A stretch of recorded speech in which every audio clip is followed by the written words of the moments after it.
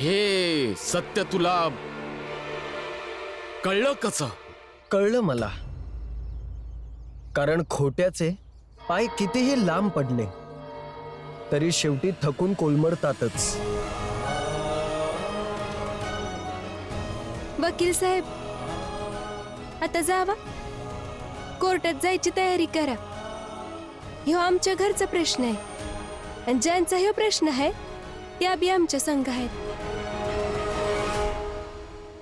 जा आता.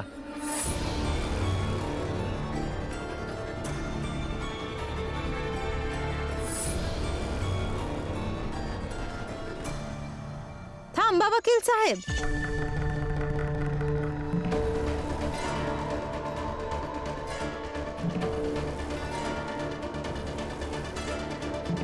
तू जा. वकील साहेब, आजपर्यंत तुम्ही ही केस ज्यांच्या बी सांगण्यावरून लढत होता, पण आजपासून ही केस तुम्ही माझ्यासाठी लढायची हाय.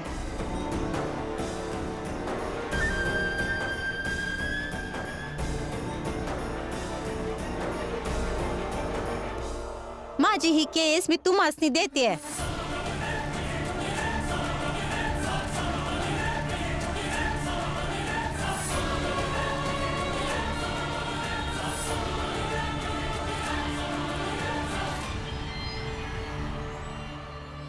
आता एवढे पैसे माझ्याकडे नाहीये, पण आता कमवायला लागलीये. काही ना काही तर देईनच मी.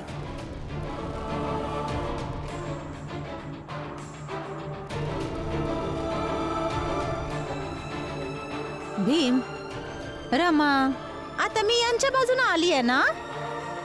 तुम्ही दोघं जा आणि घरी जाऊन न्यायालयामध्ये जायची तयारी करा.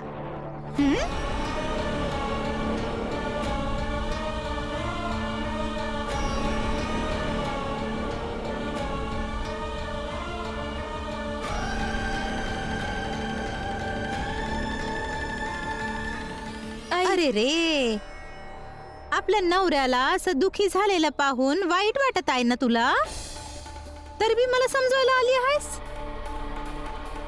मला काय बी समजायचं नाहीये आणि मला काय ऐकायचं बी नाहीये. मी काय समजावत नाहीये तुम्हासनी. मी फक्त हे सांगते की बाबांची तब्येत बरी नाहीये. त्यांची तब्येत लईच बिघडली आहे.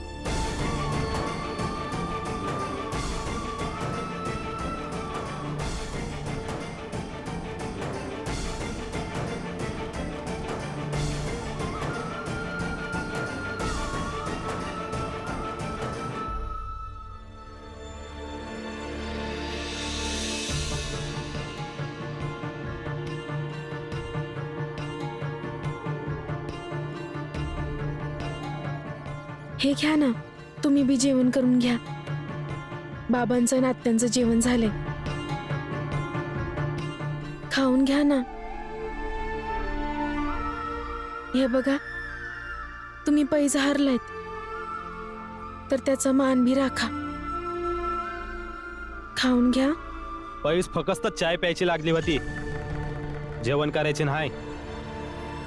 नाही खायचंय मला, मी उपाशी राहीन.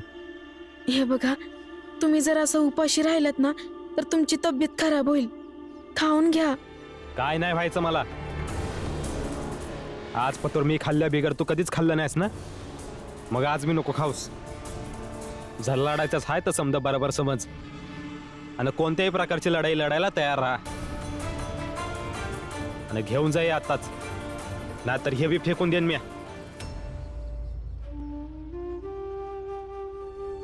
फेकून द्या. जर तुम्हाला असंच वाटतं तर फेकून टाका. पण विचार करा, ज्या प्रकारे तुम्ही चहा फेकला होता आणि मग तुम्हाला तो प्यावा लागला, तसंच आता हे जेवण बी फेका. पण तुम्हाला नंतर जेवावंच लागेल. करुणा, नवरा बायको मंदी अशा खूप साऱ्या गोष्टी होतात. अशी प्रत्येक गोष्ट तू आणत राहशील आणि मी फेकत राहू आणि त्यानंतर त्या गोष्टी मी पुन्हा घेईन यासाठी तुम्हाला मजबूर करशील तर समजा आयुष्य यातच निघून जाईल. हेच करायचं आहे तुला, करूयात हेच. निघून जाऊ दे मग. पण मी त्याच्यात बी हरणार नाही. आणि तुम्ही बी एकदा विचार करून बघा की असं समजा आयुष्य असं तुमच्या फेकण्यात आणि माझ्या उचलण्यातच निघून गेल तर तुम्हासनी कसं वाटत?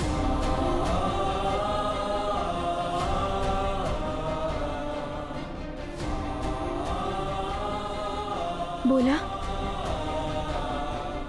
कारण मला तर अजिबातच नाही आवडणार.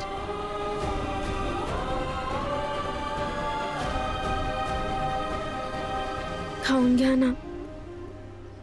जर तुम्ही जेवला नाहीत ना तर मी पण नाही खाणार.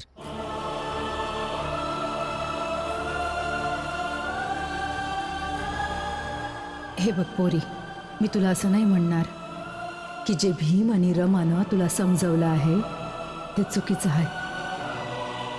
आणि असं बी नाही म्हणणार की तू तुझ्या हक्कासाठी तुझ्या नवऱ्यासंग लढाई लढती आहेस ती चुकीची आहे.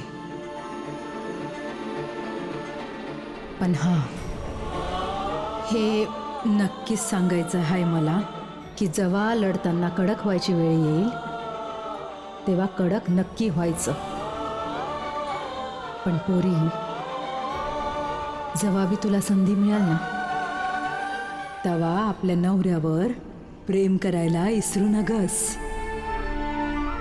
कारण शेवटी हे प्रेमच आहे जे नवरा बायकोला आयुष्यभर जोडून ठेवत राहते.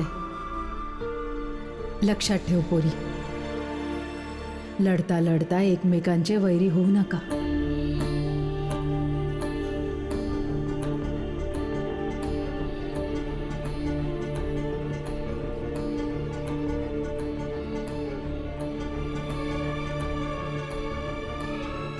बसा तुम्ही.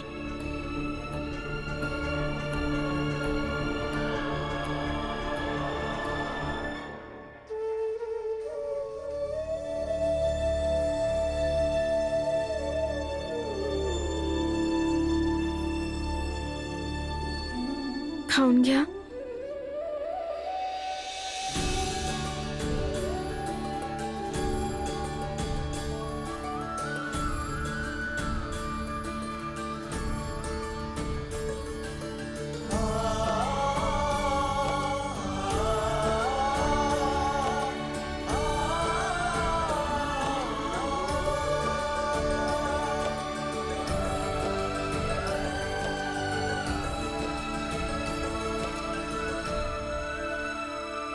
जिजाबाई, एक नारी सगळ्यांवर भारी. रामजींवर, भीमरावच्या कुटुंबावर. मला माहित असतं की या लढाईमध्ये तू आमच्या बाजूने लढणार आहेस, तर मी तुला हे सांगूनच सगळं केलं असतं. हे पहा, एक गोष्ट स्पष्टपणे सांगते तुम्हाला, नरोत्तमजी, प्रचंड देवजी, माझी ही लढाई फक्त मुलगा आणि नवरा मिळवण्याची आहे. बाकी तुमची जी भीम सोबतची लढाई आहे त्याचा याच्याशी काय बी संबंध नाहीये. जिजाबाई, भीम सोबत आमची जी लढाई आहे त्याचा आम्ही बघून घेऊ. सध्या या लढाईकडे लक्ष देऊया.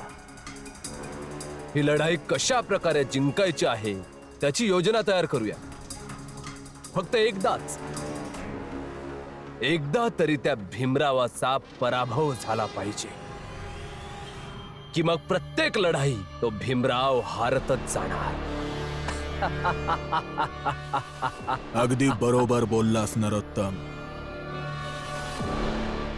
तसही न्यायालयाची वेळ झालेली आहे आणि जिजाबाई स्वतः तिथे राहील, तर निर्णय ही आजच होईल.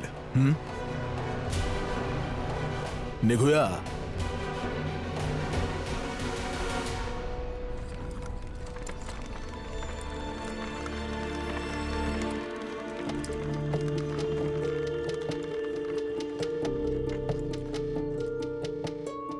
आता तर जास्तच अवघड होऊन बसलंय, कारण आई स्वतः बी त्यांच्या सोबत आहेत.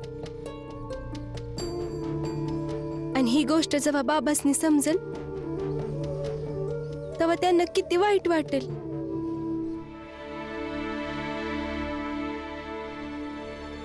बस हे ज्या वकिलांकडे गेले आहेत त्यांनी त्यांचं ऐकावं आणि तयार व्हावं. कोणीही तयार झालं नाही.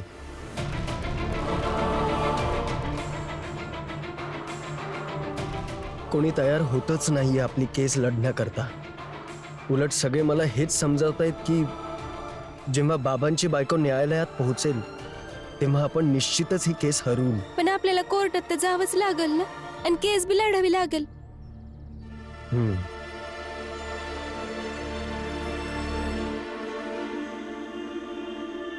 हे घ्या बाबा, न्यायालयात जाऊया.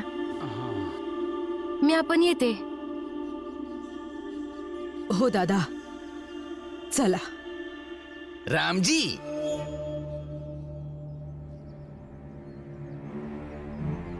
एक गोष्ट लक्षात ठेव, एखाद्याला जास्त झुकवायचं नसतं, नाहीतर एक ना एक दिवस ज्वालामुखी सारखं उसळतोच आणि मग समजच कसं डगमगायला लागतं.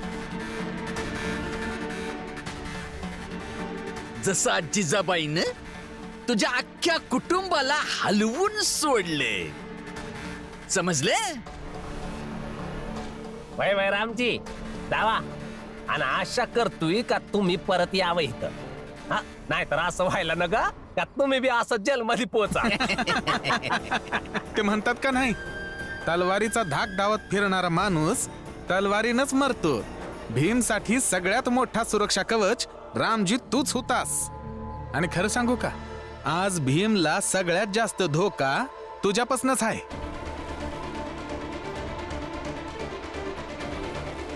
ए जनार्दन,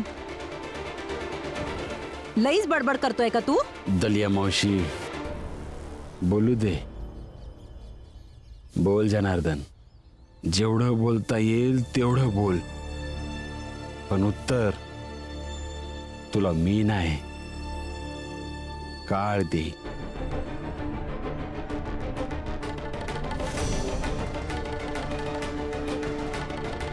चला न्यायालयात जाऊया.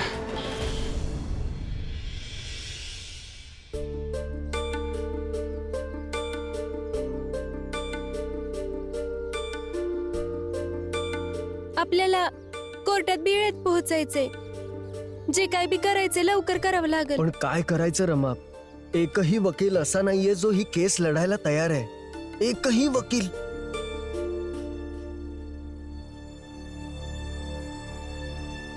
भीम,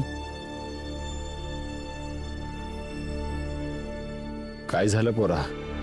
वकील मिळाला? बऱ्याच वकिलांशी बोललो मी. एकही वकील आपली केस लढायला तयार नाहीये बाबा.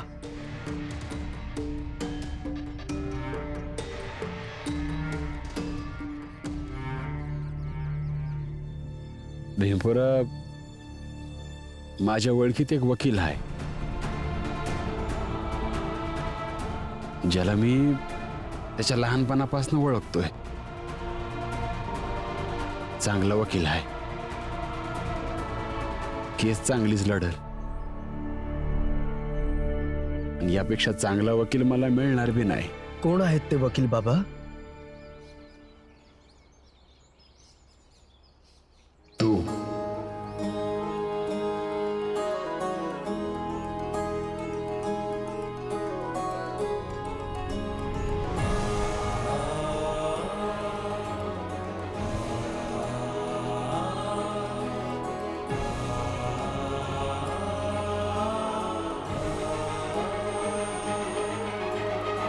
हे बघ पोरा, मैं केस जिंकल किंवा हारल, पण जर तू माझा वकील झालास तर काही झालं तरी मी विजयीच होणार.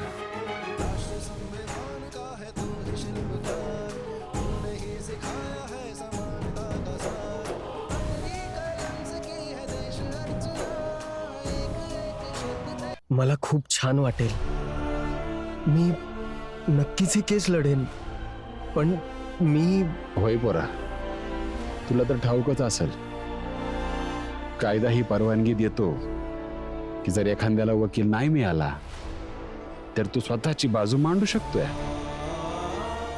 हो बाबा, ठीक आहे. मग मी तयार आहे ही केस लढायला. मी एक काम करतो, कुठून तरी एक कागद घेऊन येतो, त्यावर काही मुद्दे लिहून ठेवतो ज्या आधारे मी न्यायालयात माझी केस लढवू शकेन. पण न्यायालयात जर वकील म्हणून जायचं असेल तर त्यासाठी वकिलासारखा कोटही घालावा लागेल. आता ह्यावेळी मी त्याची चिंता करू नकोस रमा. जा पोरी, घरला जा आणि तो कोट घेऊन ये. हा मी कागद घेऊन येतो. हो बरा. तसं तर बरंच झालं दलिया मावशी, जे हे समद घडलं. रामजी भाऊ आणि जिजाबाई जर एक पोरग दत्त घेतील तर त्यांच्या घरात बी शांतता होईल. वय प्रत्येक नवीन सदस्यासोबत घरातल्या माणसाचं पण भाग्य जोडलं जातं. वय ही गोष्ट बी खरी आहे, पण रामजी भाऊ हे मान्य करतील तवा ना. मान्य करावं लागेल.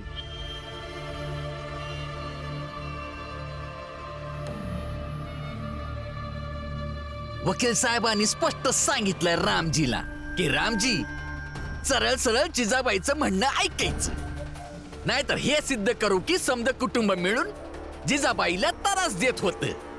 हितेश भाऊ, लिखाणात खोटी साक्ष तुम्हीच तिघांनी दिली होती ना? होय, दिलती. त्याच पैशांचा आम्ही कोट बी शिवायला दिलाय. आता आम्ही जाऊन घेऊन येणार. हो तर मग बनवून आणा ना कोट, जाळूनच टाकतो आम्ही. अच्छा, हिम्मत आहे का कोट जाळायची? जनार्दन, हितेश दादा, चला कोट घेऊन येऊया आपण. अरे मग घेऊन या ना, एकदा आणा तर मग बघा कसा कोट जाळतोस तुमचा. अच्छा, जाळून दाखव. नंदू, मी आत्ता आलो. काय करताय तुम्ही? आओ मनोहर भाऊ. नंदू, माझी सांग. अरे काय करताय तुम्ही? मनोहर, काय करतोयस तू?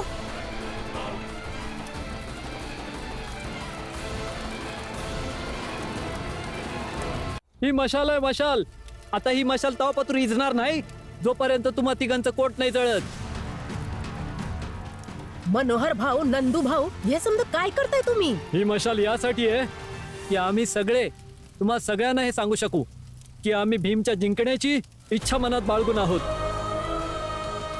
भीम नेहमी प्रकाशाबद्दल बोलतो आणि ही मशाल पेटवून आम्ही भीमच्या विजयी होऊन परतण्याची वाट पाहणार आहोत. जोखू, जनार्दन, हे समजे असेच आहेत. चला कोट घेऊन येऊया. चला.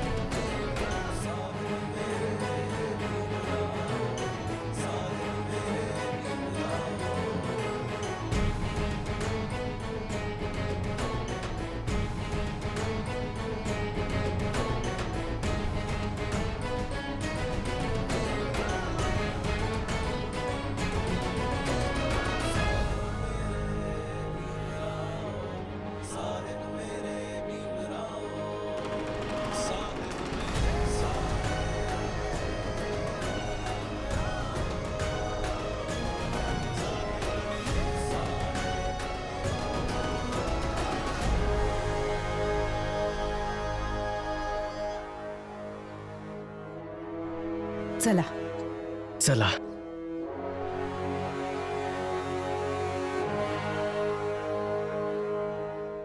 रमा,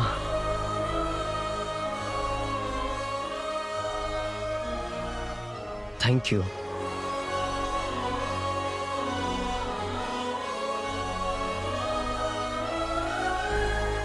हे बघा, बाबासनी नाही माहित की आई नरोत्तम जोशी प्रचंड देवच्या बाजूने आहेत.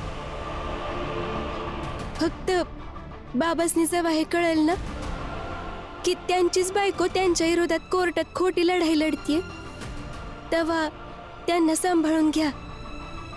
त्यांची तब्येत आधीच ठीक नाहीये. तुम्ही जा, मी घरी जाते आणि मी तुमची वाट पाहीन का तुम्ही जिंकूनच याल.